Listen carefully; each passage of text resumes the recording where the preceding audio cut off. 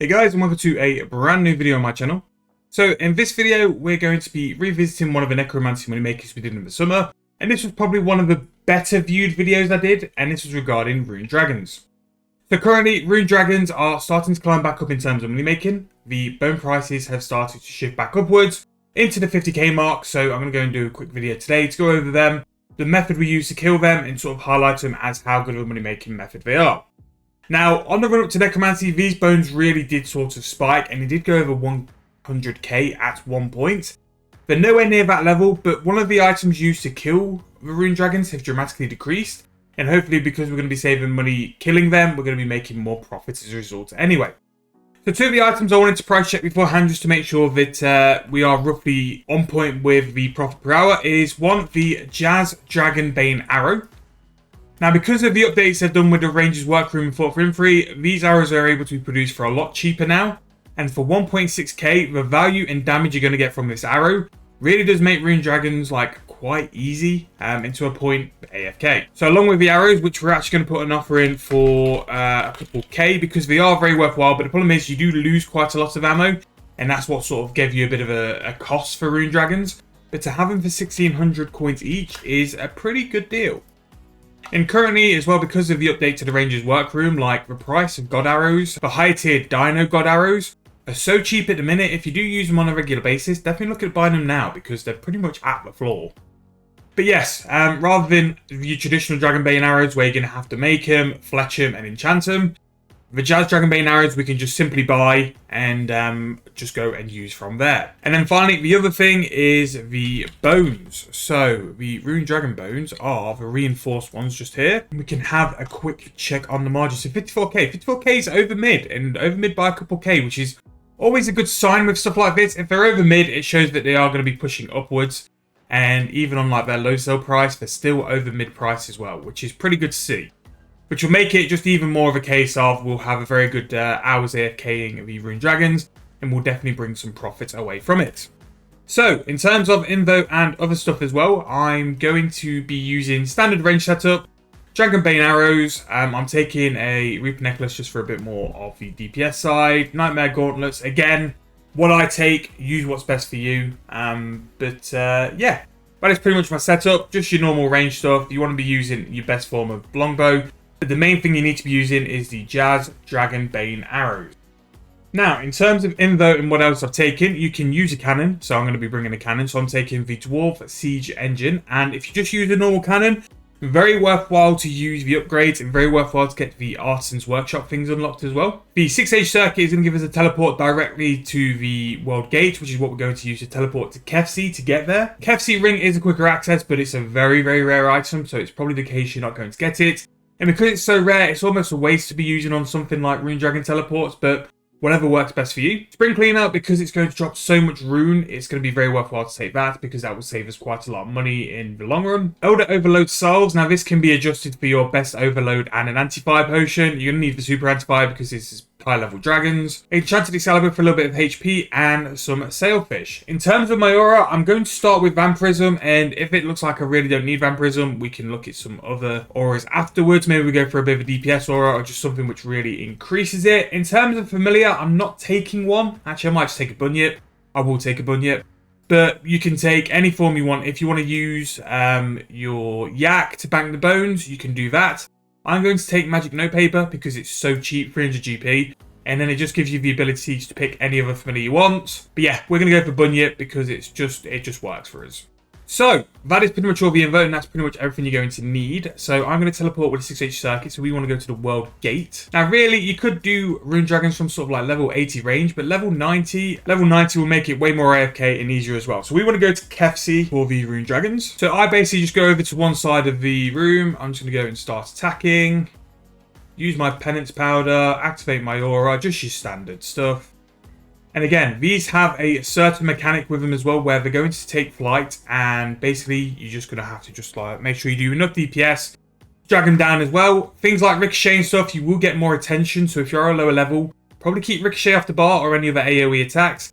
And as long as you're just consistent with them and you're just doing damage, you'll be able to finish them off pretty easily anyway. And there we go. Now, I've just got that brought into my info because I have the Bone Crusher. with the arc benefit of being able to bring it straight to your invo. If you don't have that, it's a really good thing to have, especially if you're going to be doing a lot of dragon killing. If you're going to be doing like a lot of Slayer stuff as well, it's really good to have it just brought straight to your invo. Although area loot will be just as good, or work just as easy. That's just a nice AFK easy method as well. But as you can see, in terms of like damage and stuff, they're not really giving me much grief. They do have a special attack, but as long as you've got the DPS output, you should be able to heal past that quite easily anyway. The Rune Dragons are a somewhat common task, but a very much a task which I would definitely recommend you doing because of the cash input they will give you. These are roughly about 12 to 13 mil per hour at the minute, and that's at current bone prices. Bone prices have been, well, as we've proved by the price check, higher and possibly looking to be going up in the future anyway, so that's only going to be more profits anyway. The good thing about Rune Dragon Bones is it's the highest XP bone in the game, so you will always have that benefit of people who want to push for the highest XP and get the most XP per hour will always look at buying Rune Dragon Bones.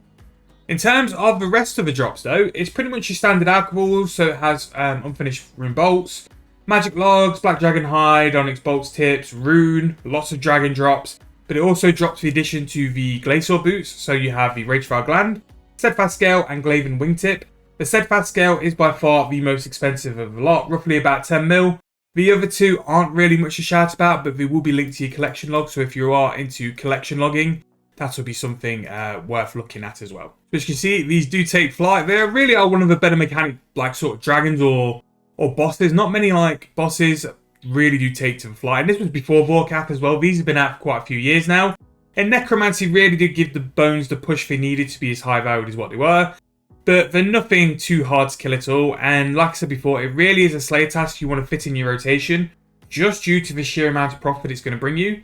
In terms of combat XP per hour, you're looking at 840 combat XP and 277k-ish roughly HP XP. They're going to be like definitely beneficial for you to do. And one thing you could do, which even though I've recommended to bring, put your cannon down early, because that means it will give you aggression.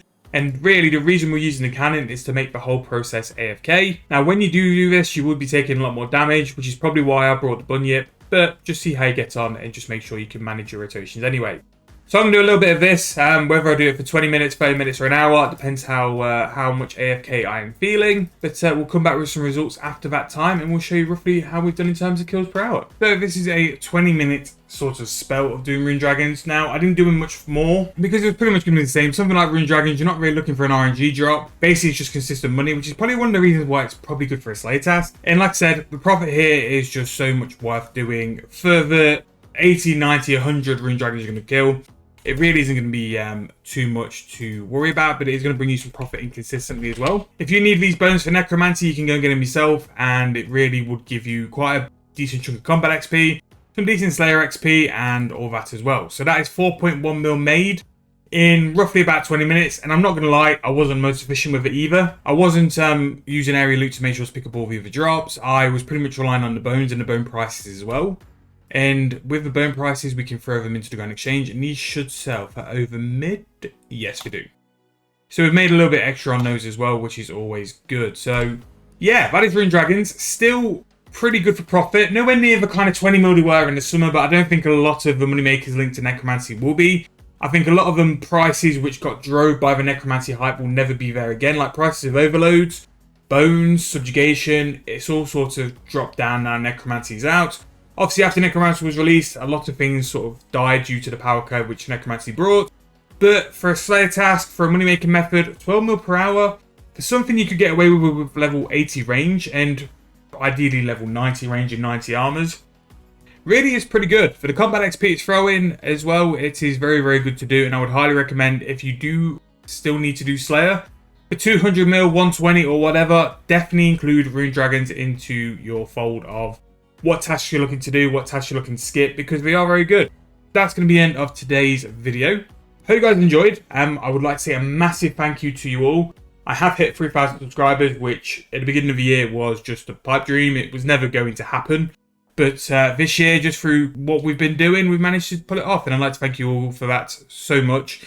Your comments, your feedback has always been fantastic. So I'd like to thank you all again for that.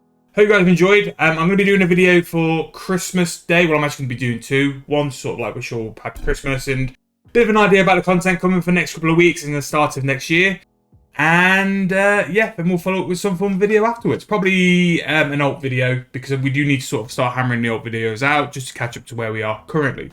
But once again, thank you all for listening. Thank you all for watching. Appreciate you all so much. Hope you guys have a good day, and I'll see you guys tomorrow for tomorrow's video.